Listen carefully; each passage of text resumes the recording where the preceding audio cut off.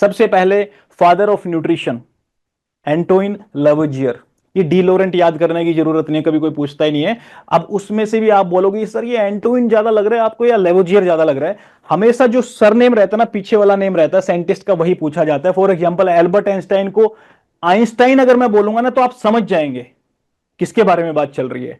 But अगर मैं बोलूंगा एल्बर्ट तो शायद आप में से एल्बर्ट सोचने लग जाएंगे एल्बर्ट कौन है ये। तो पीछे वाला, मैं सबके बारे में ऐसा नहीं बताऊंगा, कोई भी आपको साइंटिस्ट का नाम याद करना है तो उसका पीछे वाला नेम ही आपको याद करना है।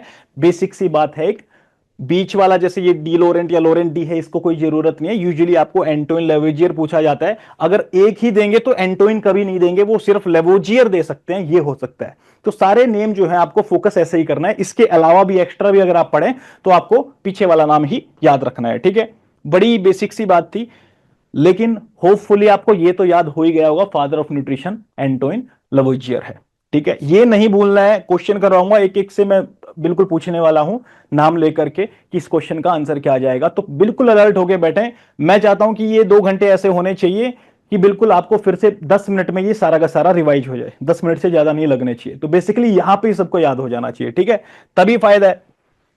चलिए जी, ये animal calorimeter for detecting the body heat किसने किया था डिस्कवर, किसने बनाया था इसको?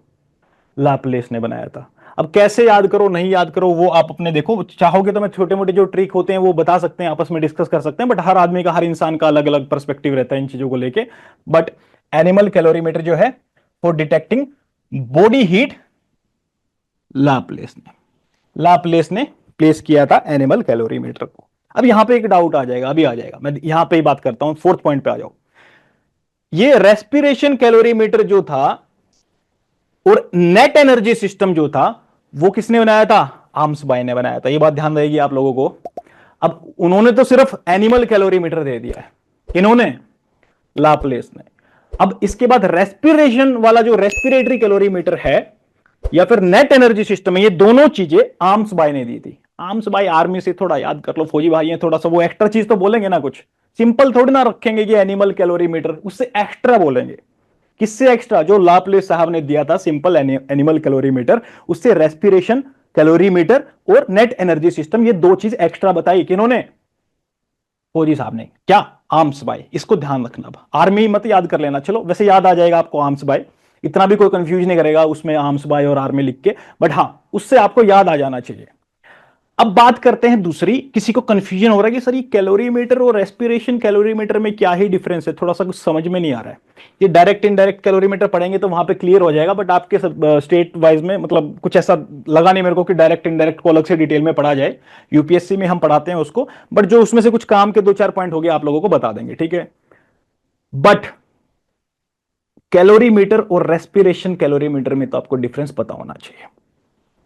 आर्म्स बाय ने कौन सा दिया था स्पेशल? थोड़ा बोलो यार, देखो बोलोगे तो याद रहेगा, कोई प्रॉब्लम नहीं है, बोलिए आप, बस मेक श्योर कीजिए बोलने के बाद अपना माइक म्यूट कर लीजिए फिर से। Respiration calorimeter. किस, रेस्पिरेशन कैलोरीमीटर। किसने दिया था ये respiration calorimeter? Armsby. Armsby ने दिया था। और नेट एनर्जी सिस्टम किसने दिया था? आर्म्स बाय ने। वो भी आर्म्स बाय ने दिया था। मतलब दो दो चीजें दे दी हैं। और simple animal calorimeter Laplace. Laplace ने दिया था। अब इनका डिफरेंस कोई मुझे बताएगा कि मेरे को ही बताना पड़ेगा ये भी, कैलोरीमीटर में और रेस्पिरेशन कैलोरीमीटर में क्या डिफरेंस होता है?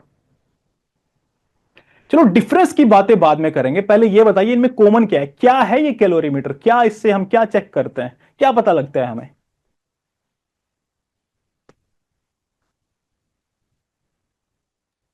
कैलोरी का मतलब क्या होता है? एनर्जी। एनर्जी होती है, राइट। खाना खाते हैं तो बोलते हैं ना हीट जनरेट होती है बॉडी में। किसी को जुकाम भी होता है तो खाना खाने के बाद ठीक हो जाता है वो। मतलब देखो इससे रिलेटेड नहीं है, बट वो चीज याद रहेगी आपको। होता है ना कई बार कि जुकाम हो रहा है, खाना खा लिया, उसके बाद बॉडी में हीट जनरेट होती है, उसकी वजह से जुकाम भी चला जाता है। मेरे साथ तो बहुत बार होता है।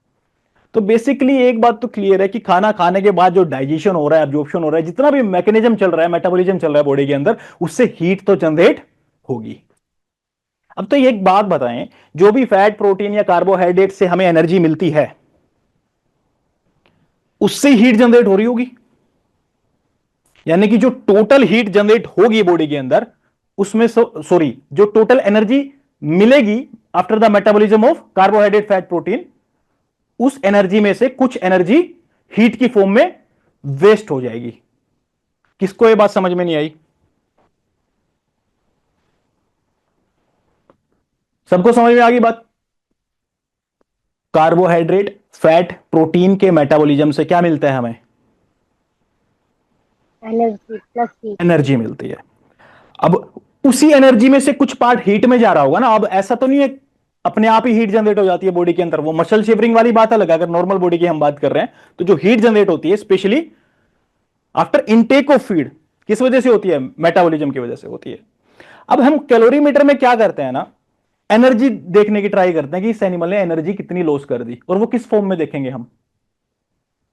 हीट एनर्जी को हीट की फॉर्म में देखेंगे। आप बोलोगे सर एनर्जी कैसे बता दिया? चलो मैं ठीक है, वैसे इतना इंपॉर्टेंट नहीं है बट ठीक है आप लोगों के लिए बता देता हूं।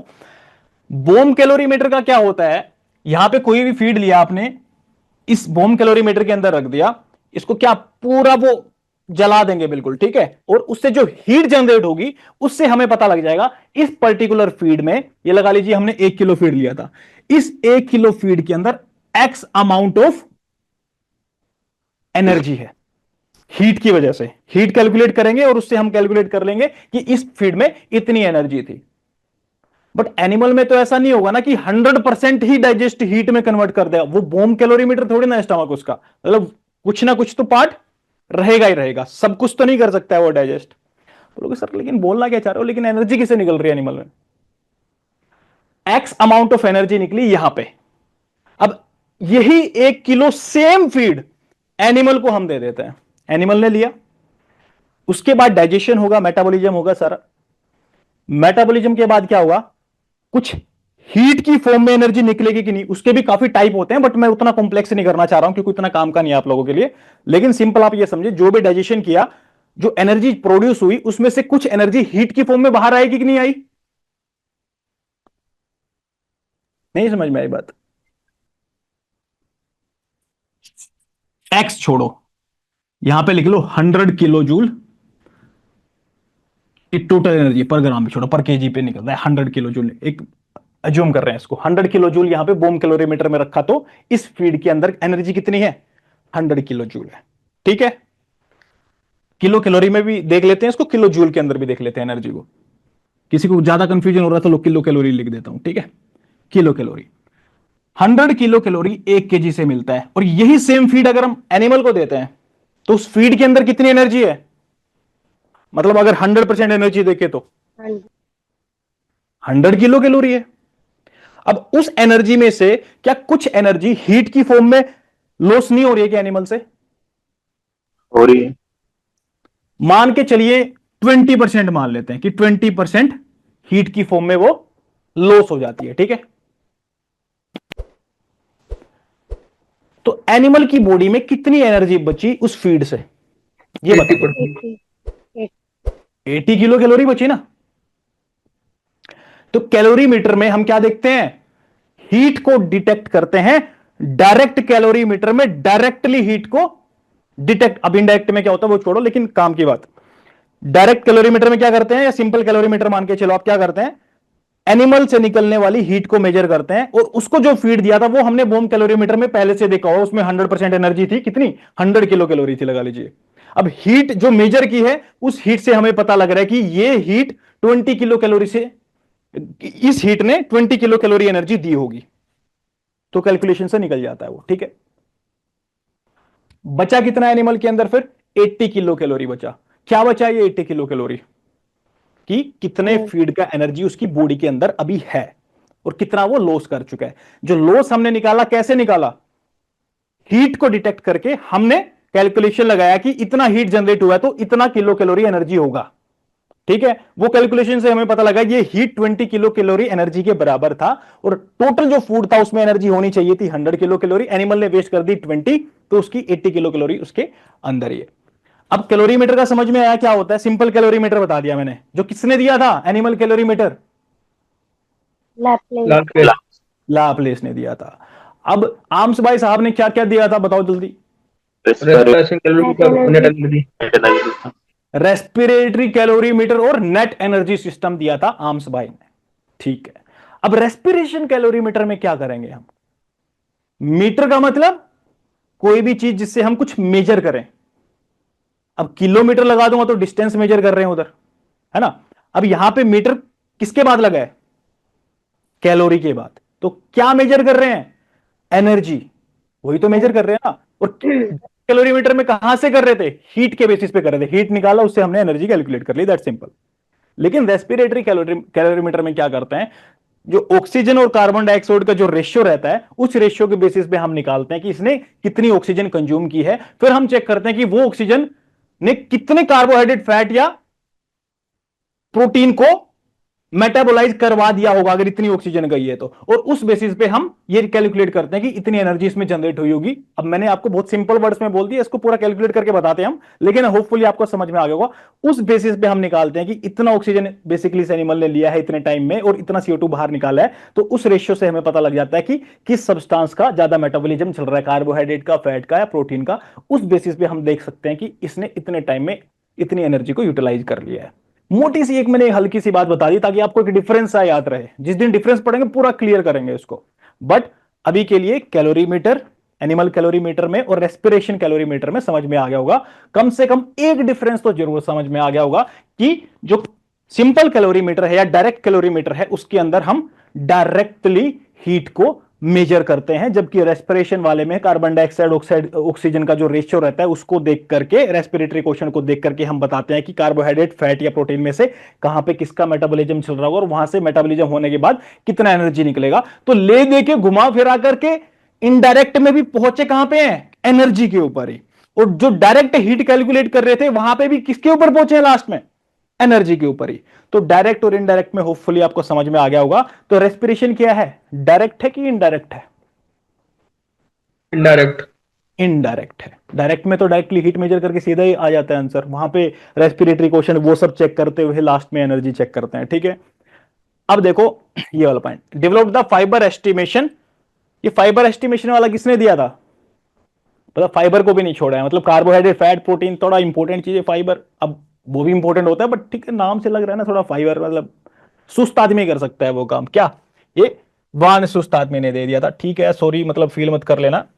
अब क्या करें, हम लोगों का एग्जाम है तो हमें ऐसे ही याद करना पड़ेगा। सॉरी बोल देना साइंटिस्ट को ऐसे याद करने के लिए। बट वान सुस साहब ने क्या फाइबर एस्टिमेशन वाला दिया था। देखो मैं इतना चिल्ला चिल्ला के इसलिए बोल रहा हूं क्योंकि मैं जब क्वेश्चन पूछूंगा ना, फिर मैं वहां पे बिल्कुल नेक्स्ट लेक्चर में इसकी 10 गुना स्पीड कर दूंगा अगर मेरे को लगा आपको याद नहीं आ पा रहा है। अभी तो याद आना चाहिए सब कुछ, ठीक है। और सभी स्टेट्स के क्वेश्चन देखेंगे, ठीक है। और आप क्वेश्चन देखना कितने आसान आते हैं। चलिए जी, विटामिन के डिस्कवर्ड बाय हेनरिक डैम, याद रहेगा इसमें भी के आ रहा है और विटामिन के अंदर भी के है। तो के मीन हेनरिक एंड ये डैम, ठीक है साहब, याद रहना चाहिए। नेट एनर्जी सिस्टम किसने दिया था? आर्म्सवर्थ। आर्म्सवर्थ। अभी तो स्क्रीन के पीछे लिखा हुआ है, अभी इतना लेट रिस्पॉन्स आ रहा है, कोई बात नहीं। Vitamin A discovered by McCullum and Davis, ठीक है। अब विटामिन ए आंखों के लिए ठीक रहता है ना, इसलिए समझ लो ब्रेंडन मैकुलम क्रिकेटर रहे हैं बहुत अच्छे, तो उनकी आंखें बड़ी सही थी तो क्रिकेटर बन गए, ठीक है। अब जैसे जिसको याद रखना है रखना, vitamin A, McCullum and Davis, ये चीज याद हो जानी चाहिए। अब बात करते हैं last point, develop the use of weight to the 0.75 power. ये किसने दिया था? मैक्स कैलिबर ने। समझ में आया किसी को क्या ये 0.75 क्या होता है? ये समझ में आया कुछ कि ऐसे ही रट लोगे? 0.75 लगाते हैं ना, जितना भी एनिमल का बॉडी वेट होता है उसकी पावर में 0.75 लगा देते हैं। क्या बोलते हैं इसको? Metabolic body weight. Metabolic body weight बोलते हैं। मतलब जितना, अगर लगा लीजिए एनिमल का वेट है 400 kg, अब उसका मेटाबॉलिक बॉडी वेट उतना नहीं है, यानी कि वो वेट जिसके अंदर असल में मेटाबॉलिज्म चल रहा है वो वेट थोड़ा सा उससे कम होता है। तो वो कैसे निकाला जाता है, कैसे कैलकुलेट किया जाता है? 0.7 उसकी पावर में लगा देते हैं, जितना भी उसका वेट है। एक्स वेट है तो एक्स की पावर में लगा देंगे 0.75। ये इतना दिमाग लगाने वाले इंसान का नाम क्या था? मैक्सिमम कैपेसिटी यूज करते हैं, मतलब ब्रेन की पूरी। Max calibre. मैक्स कैलिबर, ठीक है। अब ये इतना कैलिबर था उन्होंने, मतलब जो अपना कैलिबर था वो मैक्सिमम मतलब यूज कर लिया 0.75, ठीक है।